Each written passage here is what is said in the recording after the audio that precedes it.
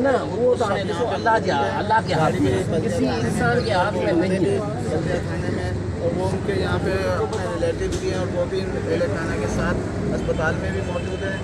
बच्ची कोई वहाँ पे बचत बाज़ार लगा हुआ था। लेकिन सबसे पहली बात यह है कि यहाँ के कमिश्नर और डीसी साहिबा को ये चाहिए कि इतना बड़ा शहर हैदराबाद सिंध का दूसरा बड़ा शहर है, वहाँ के मुंतखब नुमाइंदों को ये खबर नहीं है कि एक्सपो सेंटर में क्या होने जा रहा है। यहाँ के लोकल बॉडी को किसी को ये सिंध हुकूमत को बस क्या कहें, उनके लिए अल्फाज नहीं मिलते कि वो ये बताना गवारा नहीं करते कि MQ पाकिस्तान के यहाँ पर MNA MPA जो मुद्दत से यहाँ पर MP MNA बनते आ रहे हों, वो इस बात की खबर तक नहीं है कि एक्सपो सेंटर में काम क्या हो रहा है।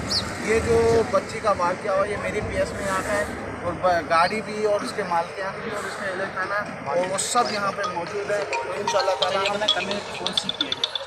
हेलो, ये बच्ची मेरी ही क्या क्लियर हो गया? और यहाँ पर मसला ये है कि जब ये बच्ची का हुआ, मैं तो यहाँ अस्पताल में आया हूँ। वालों ने उनको साइड करके वो मुनीर साहब को बच्ची को यहाँ पे लेके मैं उधर से सर यहाँ से थोड़ा चले तो ये गाड़ी निकल जाए। उन्होंने कहा है कि हम भरपूर इस बच्ची के साथ ताउन करेंगे, जितना भी खर्चा आएगा वो भी हम करेंगे और जितनी भी हो सकता है वो भी। डॉक्टर्स का कहना है कि बच्ची की कंडीशन ऐसी नहीं है कि 5 या 10% बच्ची बचेगी, बाकी दुनिया अभी बैंड के जरिए उनको आगा काम शिफ्ट किया जा रहा है। तो मैं डॉक्टर से यही आगा काम कराची मैं यही कह रहा हूँ कि जो भी बच्ची की कंडीशन है वो आप हमें वाज़े बता देंगे क्या मसला, ताकि हम इसके ऊपर